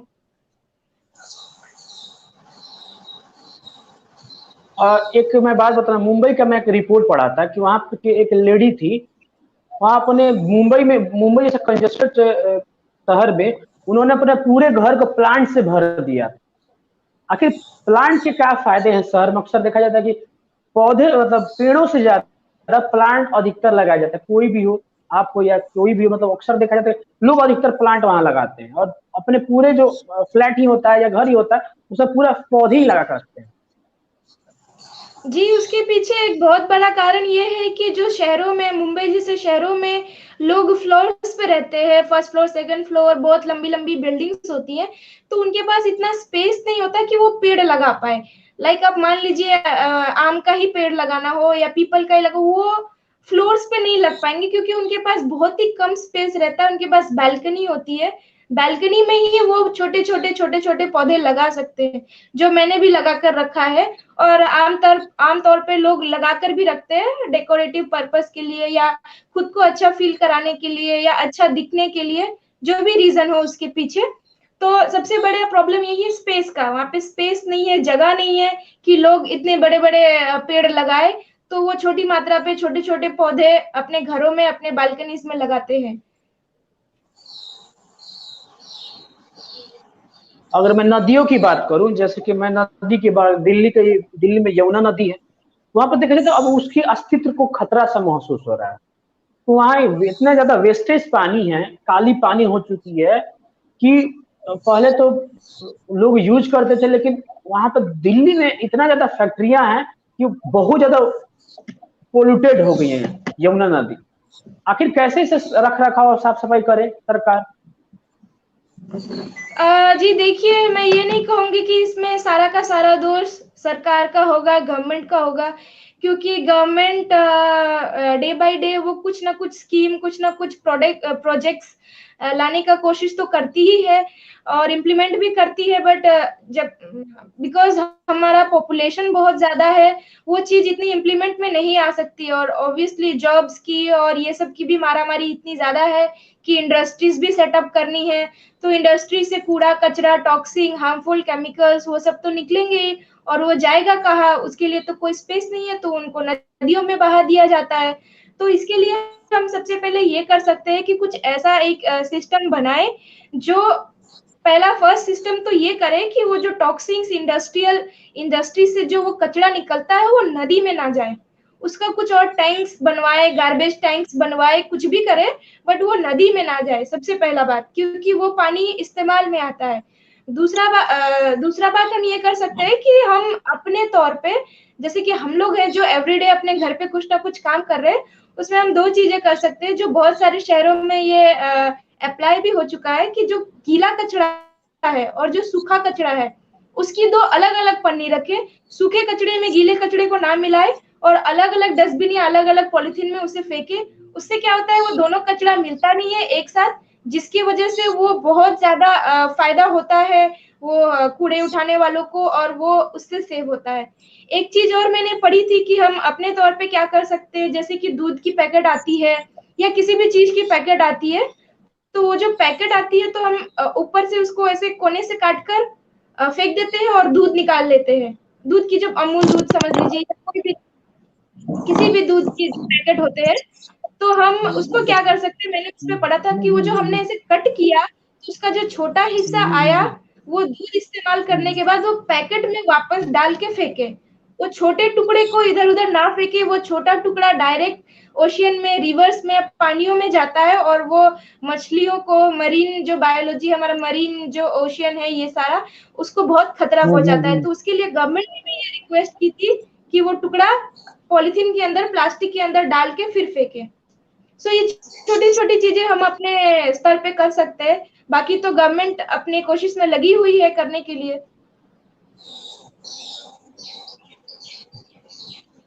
श्वेता जी, जब एनएच बनाई जाती है, जब सड़कें, बड़ी बड़ी सड़कें बनाई जाती है, तो शुरुआत में जब जहां से सड़कें गुजरती है तो पेड़ों को अधिकतर काटा जाता है, बहुत सारे पेड़ों को काट दिया जाता है, बहुत हजारों पेड़ों को काटा जाता है। जब एनएच बन जाते हैं तो बस देखने के लिए लगा दिया जाता है, जितना पेड़ काटा होना चाहिए उससे कम लगाते हैं, और वो उसका सही तौर पर रख रखाव नहीं कर पाते, जिससे और सारी प्रॉब्लम्स आती है। जी, मैंने एनवायरनमेंट डे के ऊपर पढ़ा था, तो उसमें एक रिपोर्ट में पाया गया है कि एवरी 3 सेकंड, हर 3 सेकंड पे इतने पेड़ काटे जाते हैं कि हर 3 सेकंड पे एक बड़ा फुटबॉल पिच बन जाए। हर तीसरे सेकंड पे हमारे इतने पेड़ कटते हैं हमारे पूरे वर्ल्ड में। तो आप सोचिए कि हमारे कितने ज़्यादा पेड़ कटते होंगे। दूसरी बात रही सड़कों की, तो जी डेवलपमेंट ज़रूरी है, लेकिन डेवलपमेंट को सस्टेनेबल डेवलपमेंट हम कर सकते हैं। मैंने कई जगहों पे, कई दूसरे देशों में मैंने देखा है कि वो रेलवे ट्रैक्स बनाते हैं, वो रेलवे ब्रिज बनाते हैं, तो वो इस तरह से बनाते हैं कि उनके पेड़-पौधे, उनकी सराउंडिंग नष्ट ना होकर वो उसके थ्रू बनाते हैं, उसके अंदर बनाते हैं और पेड़-पौधे ऊपर ही रहते हैं। तो या तो वैसा कुछ कर सकते हैं जिसे बिना काटे वो एडजस्ट कर सके, कुछ कर सके, और या फिर अगर ये भी ना हो पा रहा है तो अगर आप 10 पेड़ काट रहे हैं, तो आप इतना लेकर चलिए कि आप 10 पेड़ की जगह आप अपनी जो काट रहे हैं, अगर गवर्नमेंट काट रही है, कॉन्ट्रैक्टर काट रहे हैं, जो भी काट रहे हैं, तो वो इतना लेकर चले कि हम 10 पेड़ काट रहे हैं, तो उसकी जगह हम 1000 पेड़ लगाएं और फिर वो 10 पेड़ को काटें। क्योंकि ये भी ज़रूरी है, सड़कें बननी भी ज़रूरी मीना है, जी, मैं आपके डेवलपमेंट पास, भी ज़रूरी है। हाँ। जी, तो ये कर सकते हैं। मीना जी, मीना जी, मैं आपके पास आना चाहता हूँ कि कहा जाता है कि गांव में संस्कारें होती हैं, गांव में पीपल के पेड़ों को पूजा जाता है, समी के पेड़ को पूजा जाता है, तुलसी जी के पेड़ को पूजा जाता है, लेकिन अक्सर शहरों में देखा जाता है कि किसी चीज की मान्यता को समझा नहीं जाता है, अंधविश्वास समझाता है। इसके पीछे कारण क्या है, जबकि हमें पर्यावरण को पूजना चाहिए सही तौर पर? ऐसा नहीं है, ऐसा नहीं है कि शहरों में नहीं पूजा जाता है। जो भी जिस चीज को मतलब जानते हैं, पीपल, जैसे कि पूजा पाठ के कामों में तुलसी और पीपल और नीम, बरगद के पेड़ का विशेष महत्व होता है, और जिससे माना जाता है कि इसमें, इस पेड़ में देवताओं का वास होता है। तो शहरों में एक नाम है कि शहरों में नहीं किया जाता, और इसमें देखिए हम लोग मानते हैं कि भगवान विष्णु का भी वास होता है, जैसे सभी शहरों में भी कथा पूजा लोग करवाते हैं, तो जितनी चीजों को लाया जाता है, पूजा किया जाता है, तो सबको लगभग जानकारी है। तो ऐसा नहीं है कि शहर में सारे लोग ही इस चीज को नहीं मानते हैं, नहीं मानने वाले गांव में भी इन चीजों को नहीं मानते हैं, और मानने वाले जो है शहरों में भी इस चीज को मानते हैं। तो हम इस चीज को नहीं कह सकते हैं कि मतलब बिल्कुल एकदम परफेक्ट रूप से शहर वाले नहीं करते। अब हम लोग तो शहर में ही हैं। आप देखिए एक छोटा सा उदाहरण बिहार के छठ पूजा का ही, चलिए ये पेड़ों की बात थी, पीपल और बरगद और नीम और तुलसी, तो इस पे मैं सहमत हूँ। यहाँ भी लोग पूजा करते हैं, शनिवार को लोग सूर्य के पहले हमारे आसपास के माहौल में लोग जाते हैं मंदिर और जल देकर आ जाते हैं। जैसे एक उदाहरण सबसे अच्छा आपका छठ का है, बिहार में इसकी मान्यता है, लेकिन अब क्या है, देखा देखी शहरों में मतलब इसकी मान्यता ज्यादा हो गई है, बल्कि आप ये कह लीजिए कि शहरों में इसका ज्यादा ही पढ़े लिखे आप पूजा मतलब किताबों को देखकर या उन लोग को देखकर सारी चीजों को मिला के शहरों में भी लोग बहुत आगे बढ़ गए हैं। ऐसा नहीं है कि शहरों में और मतलब गांव में परंपराएं अलग है। अब कहीं भी भिन्नता नहीं है, क्योंकि गांव में लोग भी शिक्षित हो चुके हैं और जो पूर्वज करते आ रहे हैं वो कर रहे हैं और दिन प्रतिदिन उसमें विकास हो रहा है। कोई चीज है जिस चीज को हम नहीं मिटा सकते हैं, वो परंपरा है। तो और यदि वो परंपरा मेरा गांव में है, मैं शहर में आ गई, तो मैं उस परंपरा को लेकर ही आऊंगी। तो जाहिर सी बात है, जो अच्छा काम है वो जो है मतलब सभी जो शिक्षित लोग हैं जो उस चीज को मानेंगे वही काम को करेंगे। तो आप इस चीज को मतलब मैं इससे सहमत नहीं हूँ कि शहर और गांव में बहुत ज्यादा अंतर है। मैं इस चीज को नहीं मानती, क्योंकि पूजा पाठ के मामले में पहले था, कुछ दिन जब शिक्षा की कमी थी तो पहले इस चीज को माना जाता था। लेकिन अब आजकल क्या है, आजकल लोग जो शिक्षित लोग हैं वो किताब पढ़ ले रहे हैं, यूट्यूब देख ले रहे हैं, बच्चे वैज्ञानिक युग में जा रहे हैं, कुछ वो लोग बता रहे हैं। तो आप देखिए सभी लोग लगभग मतलब वो हो गए हैं, सभी लोग अपना चीज अपने अनुसार मान्यता मान रहे हैं। तो मतलब मैं इस चीज को नहीं कह सकती, क्योंकि मैं भी शहर में ही तो हूँ। लेकिन पूजा पाठ या जो भी जानकारी हमारे सास ससुर हमारे परिवार के जो भी लोग हैं जो करते आए हैं, मैं उस चीज को मानती हूँ। तो इस चीज को मैं कैसे कहूँ। तो अब हालांकि देखिए उससे जो है आपका जो पीपल का पेड़ है, उसमें आजकल क्या है, अब जो समय चल रहा है कोरोना का, और सबसे अच्छी खास बात ये है कि देखिए मोबाइल जो चल गया, यूट्यूब चल गया है, जो चीज हमें जानकारी नहीं है वो चीज लोग मान ले रहे हैं, उस पे खोज कर ले रहे हैं। कुछ नहीं है, जो पढ़ने लिखने नहीं आ रहा है तो वो बोल दे रहे हैं गूगल पे। तो हम कहाँ पीछे हैं।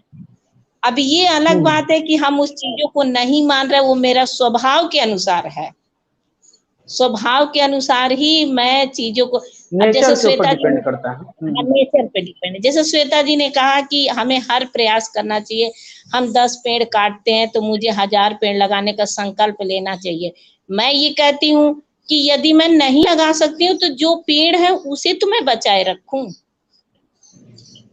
उसे तो हम बचाए रखें, वो बचाने की जिम्मेदारी तो मेरी है। मैं काटूं तो नहीं लगा सकते हम, तो हम उस पेड़ को काटे नहीं, क्योंकि वृक्ष से तो हमें है ही। अब यही है। बाकी हर चीज में देखिए आप जो है औषधि के रूप में कितना पेड़ काम आता है। आपको तत्काल जो है मतलब कोई दर्द हुआ, आप तुलसी जी का पत्ता, अमरूद का पत्ता, करी का पत्ता, मेरे बागान में ये सारे पत्ते हैं।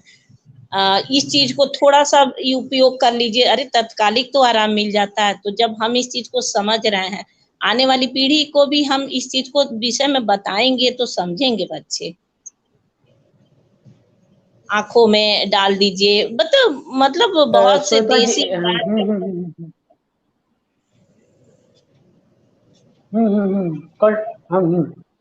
श्वेता जी, अक्सर पेड़ों की तस्करी की बात आती है, तो बहुत बड़े जो जंगल होते हैं उसमें अधिकतर पेड़ों की तस्करी की बात की जाती है, जबकि सरकार वहां पर वन अधिकारियों की बहाली करती है, बड़े बड़े अधिकारी भी होते हैं, लेकिन फिर भी हजारों पेड़ की कटाई अंदर ही अंदर होती है और हजारों पेड़ को बेच दिया जाता है। आखिर इसका मेन रीजन क्या है? क्योंकि जो भी पेड़ है उसका बचाव करनी चाहिए, लेकिन उसको काट कर बेच दिया जाता है।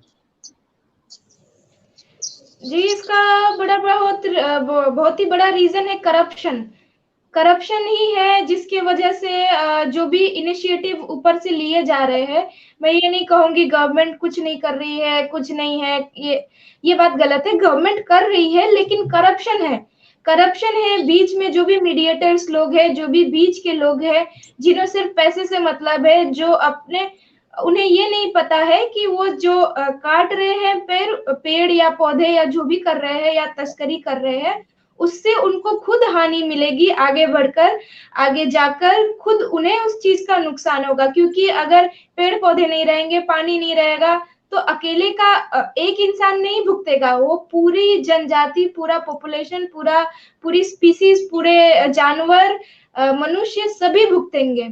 इसका उन्हें ये चीज उनके दिमाग में नहीं है, क्योंकि वो उनके दिमाग में यही करप्शन है। उन्हें पैसे चाहिए होंगे, उन्हें बिजनेस करना है, उन्हें डेवलपमेंट से मतलब है, इंडस्ट्रियलाइजेशन से मतलब है, तस्करी करके वो बेच देंगे।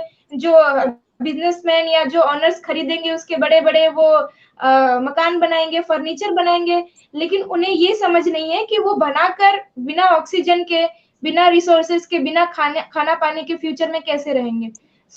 मुझे ये लगता है कि उन्हें लालच ज्यादा और नॉलेज कम है, इसीलिए वो ऐसा काम करते हैं।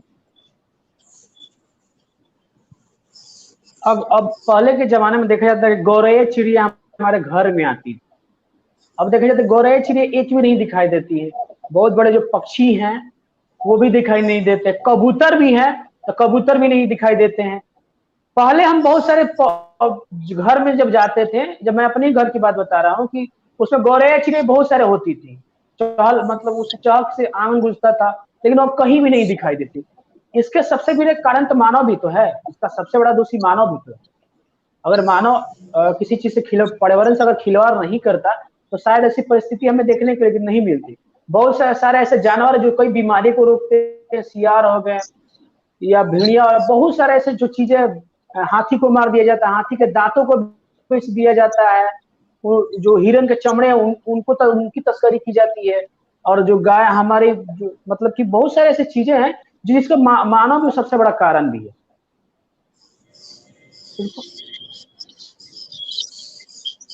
जी बिल्कुल, आपने बिल्कुल सही कहा कि मानव ही सबसे बड़ा कारण है हमारा जो भी नुकसान हो रहा है हमारे साथ, कि सिर्फ चिड़िया नहीं, बहुत सारे ऐसे जीव हैं जो एक्सटिंक्ट हो चुके हैं, जो एंडेंजर्ड हो चुके हैं, जो हमें दोबारा देखने को नहीं मिलेंगे।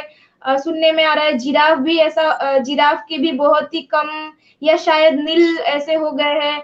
असम में वन हॉर्न राइनो जो बहुत फेमस है, जो इंडिया में सिर्फ असम में ही मिलता है, उसकी भी उसके हॉर्न के लिए उसकी भी तस्करी होती है। हिरन के सींग के लिए ब्लैक बक का आपने कितना केस देखा है। तो सही बात है, मैंने इसका ऑलरेडी इसका आंसर बताया कि लालच ही ऐसा है कि वो हाथी के दांत का ये बना ले, अंगूठी बना ले, वो बनवा ले, घर पे शो के लिए रखे, चिड़ियों को कैद करके रखे, वगैरह वगैरह। अपने अपने शौक है, लालच है, समझ नहीं है कि ये एक इकोसिस्टम है, इसको बैलेंस करके चलना पड़ता है, इसको बैलेंस करके रखना पड़ेगा। हम अपनी मनमानी नहीं कर सकते। हम अगर अपनी मनमानी करेंगे तो फिर नेचर अपनी मनमानी करेगा, जिसका बहुत ज्यादा भुगतान हमें देना पड़ेगा, और कहीं ना कहीं हम दे रहे हैं। आप देख सकते हैं ग्लोबल वार्मिंग हो रही है, मरीन पोल्यूशन हो रहा है, मछलियां मर रही हैं, पानी की किल्लत है, बहुत सारी प्रॉब्लम्स है। अगर इंसान अभी भी नहीं संभलता है, अगर इंसान को अभी भी समझ नहीं आता है, तो फिर आज से 20 साल बाद, 50 साल बाद सबको इस चीज को भुगतना पड़ेगा।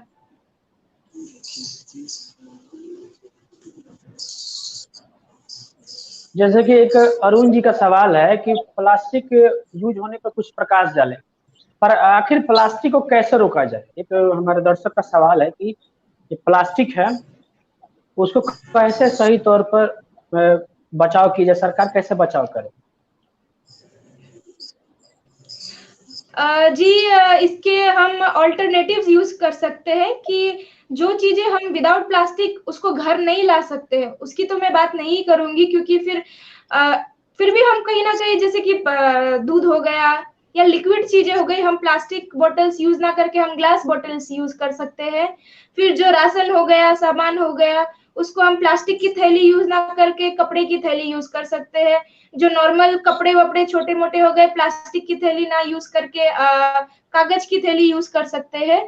तो ये सब छोटी छोटी चीजें हम कर सकते हैं। अपना बास्केट ले जा सकते हैं, बाहर पानी पीना है तो बोतल ना खरीद के अपनी बोतल बाहर लेके जाए, और ये सब छोटी छोटी चीजें हम कर सकते हैं। और कुछ ऐसे ब्रांड्स हैं जो रिसाइकलिंग और एनवायरमेंट सेव करने पे बहुत ज्यादा फोकस कर रहे हैं। जैसे कि मैं बताऊंगी आपको, बहुत ही फेमस नाइकी है, जो जूते की है, नाइकी करके जो ब्रांड है, वो उनका जो पॉलिस्टर आता है वो सिर्फ 5% यूज करते हैं अपने जूतों में। तो बाकी का जो भी होता है वो रिसाइकल कर लेते हैं, वो वापस से यूज करते हैं, या फिर उन सब चीजों को फ्लोर्स में कहीं-कहीं वो यूज करते हैं, तो उनका जो कूड़ा-कचरा या उनका जो प्रोडक्ट्स है वो बहुत ही मिनिमल है, मतलब 5% यूज होता है। तो हम पढ़े, जानकारी लें, पैकेट के पीछे पढ़े कि कितना परसेंट किसमें क्या यूज हो रहा है, तो वैसा ब्रांड चूज करें, वैसा सामान यूज करें जो एनवायरमेंटल फ्रेंडली हो, जो ग्रीनरी को आगे बढ़ाता हो। तो ऐसे-ऐसे करके हम छोटे-छोटे कदम उठाकर प्लास्टिक को बहुत रोक सकते हैं अपने तौर पे कहीं न कहीं। बहुत सारी ऐसी डेल है, एचपी है, ये सब लैपटॉप्स, कंप्यूटर्स की कंपनीज़ है जो बहुत ज़्यादा ग्रीनरी और रिसाइक्लिंग पे फ़ोकस करती है, तो हम जो मतलब दूसरे ब्रांड्स पे ना जाकर इन ब्रांड्स को फ़ॉलो करें, इन कंपनीज़ को चूज़ करें, जो वाक़ई में एनवायरनमेंट को बचाने के लिए ये सब स्कीम्स ला रही है या कर रही है। एप्पल हो गया, एप्पल भी बहुत ज़्यादा रिसाइक्लिंग अपने प्रोडक्ट्स को रिसाइकल करता है। तो थोड़ा जानकारी रखें, पढ़ें, रिसर्च करें, देखें और खरीदते समय देखें कि हाँ, कितना केमिकल यूज़ हो रहा है, कौन-सी कितनी वो जो प्लास्टिक है वो कितना हार्मफुल है वगैरह-वगैरह। तो हम अपने से इतना तो कर सकते हैं क्योंकि गवर्नमेंट तो बैन करती है प्लास्टिक, बट फिर भी प्लास्टिक का इस्तेमाल होता है। सो हम अपने से इतना ये सब कुछ कर सकते हैं।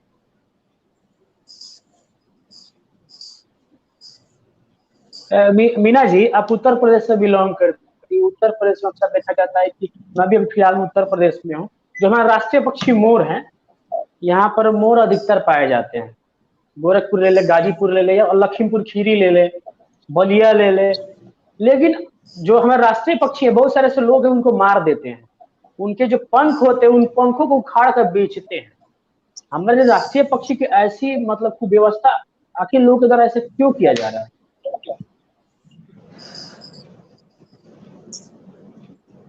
अब लोगों को केवल सुंदरता और नेचर से मतलब नहीं है ना, मतलब नहीं रह गया। उन्हें अपने बिजनेस, अपना पेट भरना, तो अब वो जो मतलब जो ये समझते हैं कि उनके पंखों को बेचकर हमारा घर का गुजारा होगा, तो वो इस विषय में क्यों सोचेंगे।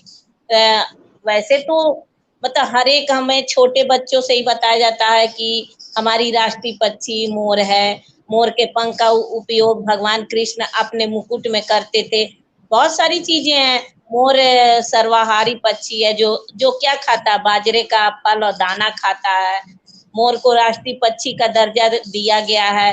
मोर के पंख का बना झाड़ू का उपयोग होता है। मतलब सारी चीजें हैं। सब चीज जानने के बावजूद भी यदि किसी जो इसका बिजनेस करता है, जो मतलब जो उसके पंख को बेचकर 2 पैसा कमा के अपने घर में लाता है, तो वो इसीलिए इस काम को करता है। वो भी नहीं चाहता होगा कि मैं इस काम को करूं, जानते हुए भी। असल बात तो ये है कि हम एक अपना तो कर सकते हैं, अपने को रोकथाम कर सकते हैं, लेकिन ये चीज को तो हम नहीं रोक सकते हैं ना, कि मतलब कौन क्या करता है, ये चीज तो हम नहीं रोक सकते हैं ना। उसको देखिए, किसान का मित्र भी कहा जाता है मोर को। बीज अंकुरित होते हैं तो उसमें योगदान रहता, बहुत सारे फायदे हैं। तो जो अब जैसे कि श्वेता जी ने कहा कि हमें कोई चीज लाने के पहले पढ़ना चाहिए, लिखना चाहिए, तो हमारे देश में सभी लोग पढ़े लिखे नहीं है। सभी लोग पढ़े लिखे रहते, सभी एक समान होते तो सारी समस्या का निदान ही हो जाता। सभी लोग अपने मनमौजी किस्म के हैं। सभी कोई गरीब है, कोई अमीर है, कोई पढ़ा है, कोई अनपढ़ है। तो अब यही तो सबसे बड़ी समस्या, जब सरकार सारे लोग को नियम लगाता है तो भी उसमें लोग मनमानी करते हैं, है ना। तो वो चीज को हम अकेले तो कर नहीं सकते। हाँ, हम अपनी जिम्मेदारी ले लें। हमें क्या करना, ऐसे हर व्यक्ति अपनी जिम्मेदारी ले, अपने आसपास के लोगों को ले ले, अपने समाज, अपने परिवार को ले ले, तो भी हमारा बहुत सारा समस्या का निदान हो जाएगा। अब आप कह रहे हैं कि लोग ऐसा क्यों करते हैं, तो मान लीजिए हमें खाने को मिल रहा है, हमें रहने को मिल रहा है, हमारे पास समस्या नहीं है, तो हम उस चीज को दूसरे चीज से लाए। लेकिन साधन तो, पैसा तो सबके घर में चाहिए। अब देखिए, लोग कहते हैं शाकाहारी बनिए, ये मुर्गी मत खाइए, बकरा मत खाइए, खाने वाले खा रहे हैं।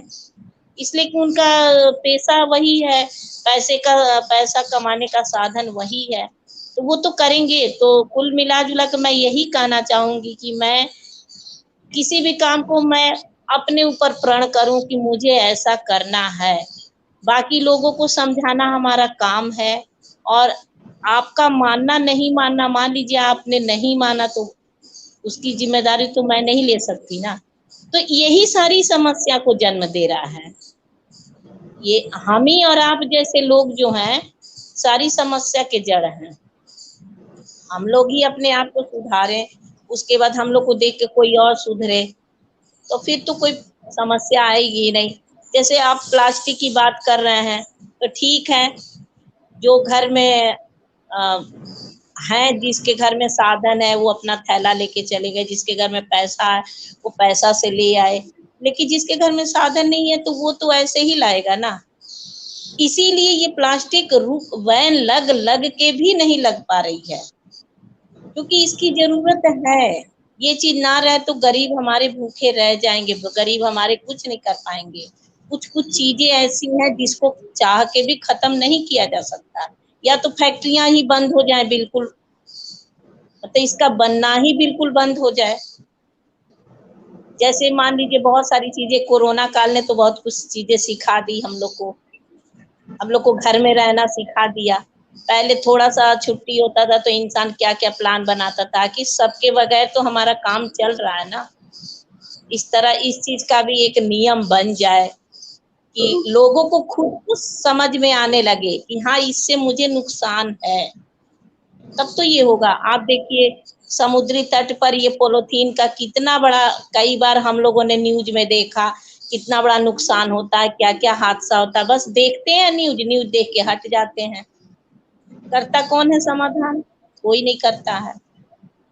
तो जागरूक तो हर एक व्यक्ति को होना पड़ेगा। अब जैसे मुझे अच्छा लग रहा है, श्वेता जी देखिए पर्यावरण दिवस पर ग्रीन कलर का पहनी है, और शायद मैं भी पहनी हूँ, आप लोग को भी पहनना चाहिए। तो हमें ये याद दिलाएगा कि आज पर्यावरण दिवस है ना। तो एक ये अब ना तो मुझे मालूम था, ना हमारी श्वेता जी को मैडम को मालूम था, और आप दोनों भी रहते तो शायद हम सबको एक ये बहुत अच्छा इम्पोर्टेंट डे लग रहा है कि हम लोग पर्यावरण दिवस पे चर्चाएं कर रहे हैं।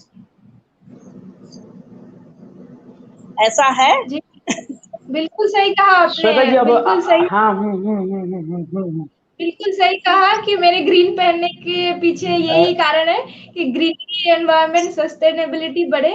तो हम सिर्फ बोले ना, हम करें भी, हम दिखाए भी लोगों को, इसलिए मैंने पहना हुआ है। अब मैं भी आपके साथ यही काम की हूँ, जो कि ना मुझे मालूम था कि आप मैडम पहनोगी, या ना मुझे मालूम था कि मैं पहनूंगी। रोहित जी को भी आगे पर्यावरण दिवस पे पहनना पड़ेगा ताकि हम सबको, तो एक यही सबक है। और BSS चैनल के माध्यम से हम सवाल पूछ रहा था,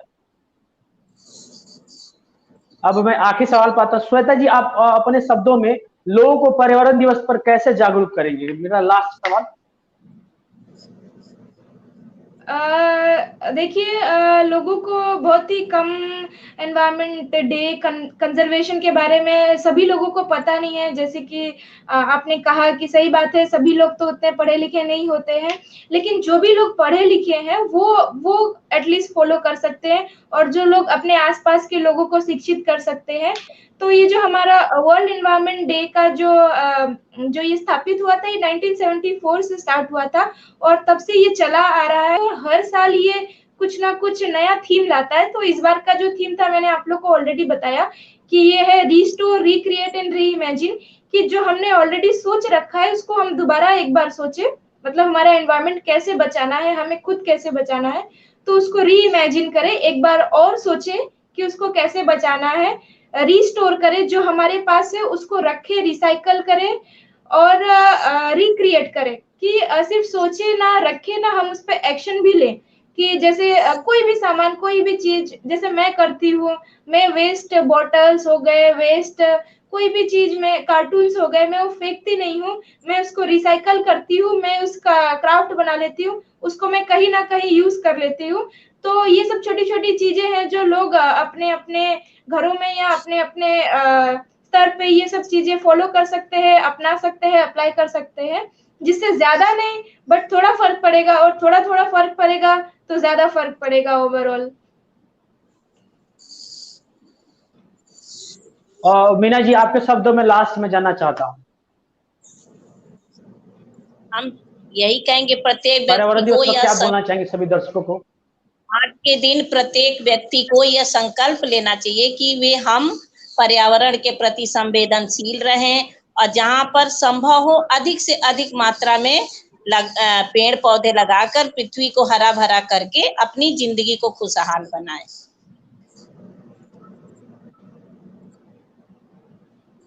तो चलिए इस चर्चा को अभी खत्म करते हैं। मीना जी, आपका भी हम धन्यवाद देना चाहेंगे, और श्वेता जी आपका भी हम धन्यवाद देना चाहेंगे जो अपना कीमती समय निकाला। और VSS चैनल के माध्यम से मीना जी क्या बोलना चाहेंगे? आज पहली बार आप रूबरू हुई हैं। बहुत अच्छा लगा, और मैं चाहूंगी कि हर एक व्यक्ति को, मान लीजिए हम लोग शिक्षिका तो हैं, बहुत सारे सवाल अंदर में रहते हैं जो जानकारी नहीं दे पाते हैं, तो आपका VSS चैनल जो आपके माध्यम से हम लोगों ने अपनी बातों को रखा, बहुत अच्छा लगा। और यदि आप लोग को भी मैं आपको भी और वो चैनल को और वो मतलब जितने लोग हम लोग से जुड़े हैं सभी लोग को मैं धन्यवाद करती हूँ। आगे भी आपके चैनल से हम बंधे रहेंगे समय समय पर, और बहुत अच्छा लगा आप लोग को सभी लोग को, श्वेता मैडम को, आपको, VSS चैनल को, हमसे जुड़े सभी लोग हैं जो दर्शक हैं, सबको ही हमारे तरफ से बहुत बहुत धन्यवाद। और मैडम, हमारी पूरी टीम के तरफ से आप सभी को धन्यवाद जुड़ने के लिए। और पूरे पर्यावरण दिवस पर आज जो है हमारे तमाम जितने भी दर्शक हैं, पूरे VSS न्यूज चैनल की पूरी टीम की तरफ से उन सभी दर्शकों को जो है आज पर्यावरण दिवस के तरफ से हार्दिक शुभकामनाएं दी जाती है। और सबसे बड़ी चीज ये है कि आज पर्यावरण दिवस है, और इस पर्यावरण दिवस पर हम सभी को एक संकल्प लेना चाहिए कि आज केवल पर्यावरण दिवस के ही अवसर पे ही नहीं, बल्कि हम जीवन में कभी भी समय मिले तो एक पेड़ लगाने की आवश्यकता अवश्य समझे, क्योंकि एक पेड़ बहुत बड़ी कामयाबी होती है। शायद हमें तीसरे या चौथे क्लास में पढ़ाया गया था कि एक लड़का था जो कि पेड़ लगाया था। पेड़ को डेली पानी डाला करता था, और आप शिक्षिका हैं तो शायद इस कहानी को बहुत अच्छे से जानती होगी। तो हम चाहेंगे कि इस कहानी को आप दर्शकों को बताएं कि किस प्रकार से उस पेड़ ने उस लड़की की मदद की थी, क्योंकि इस कहानी से बहुत बड़ी सीख मिली थी हम लोग को बचपन में, और उसे हम लोगों ने काफी दिल से लगाकर सुना करते थे और काफी दिल से उसके पालन किया करते थे। शायद हो सकता है कि आज उस माध्यम से आज हमारे कई जो दर्शक हैं उन्हें भी कुछ मिल जाए इससे। मैं आपसे एक रिक्वेस्ट करना चाहती हूँ, इस कहानी को आप सुना दीजिए, मैं भी इस बात का आनंद ले लूं। मैडम, हम लोग को तो उतना नहीं है, लेकिन थोड़ी बहुत याद है कि जहां तक बताई जाती है कि वो जो कहानी है उस बच्चे की है, जो बच्चे का जो भी नाम हो, उस बच्चे ने जब पौधे लगाए तो कुछ दिन बीते तो पौधे को उसने सिंचाई करके बड़ा किया, और समय के साथ पौधा और लड़का दोनों बड़े होते गए। जब दोनों बड़े होते गए तो बाद में पारिवारिक सांसारिक जीवन में वो लड़का जो है प्रवेश कर गया। एक दिन लड़का जो था उसके बच्चे हो गए, बच्चे बड़े हो गए, शादी हो गई। उसके बाद जो है उनकी पत्नी की आकस्मिक मृत्यु हो जाती है। उसके बाद उस वृद्ध को निकाल दिया जाता है घर से, और वो वृद्ध उसी पेड़ के नीचे बैठता है जिस पेड़ को वो बड़ा किया रहता है सिंचाई करके। और कहीं कहीं उस पेड़ को ये लगता है कि आज ये जो मुझे सींचकर इतना बड़ा किया है तो शायद इसका मतलब कि ऋण चुकाना चाहिए, क्योंकि मुझे भी ये पुत्र की भांति सींचकर बड़ा किया है। तो उस पेड़ ने जो है उस वृद्ध व्यक्ति को पहले तो फल के माध्यम से जो है ऋण चुकाने की कोशिश की। जब उसके बाद नहीं हो पाया तो जो है उसे वो मतलब कि अपनी डाली टहनियों देकर लकड़ियों से मदद की। उसके बाद जो है अपनी तने को काट कर बेचने की सलाह दी और जो है वृक्ष अपने पूर्ण समर्पण कर दिया। तो उसके हिसाब से कहीं न कहीं जो जीवन था वो अपना जो है पूर्ण समर्पण करके ऋण चुकाया। तो कहीं न कहीं इस कहानी में हम लोग को ये बताई गई थी कि शायद उस लड़के ने जितना मदद नहीं किया उससे ज़्यादा कहीं पेड़ ने उसकी मदद की। शायद इसीलिए एक पेड़ 100 पुत्र के समान में गिना जाता है।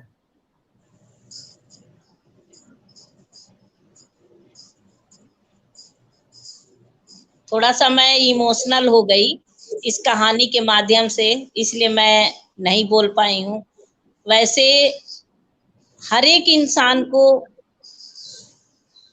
यही करना चाहिए, मतलब जो भी हमें अच्छा उपदेश लगे, जैसा भी लगे, उसे हमें अपनाना चाहिए। जैसे मैंने आम का पेड़ मेरे यहाँ 3 है। मेरा एक छोटा बेटा है, वो 3 जुलाई उसका डेट ऑफ बर्थ है और मैं उससे उस पेड़ को लगवाई हूँ।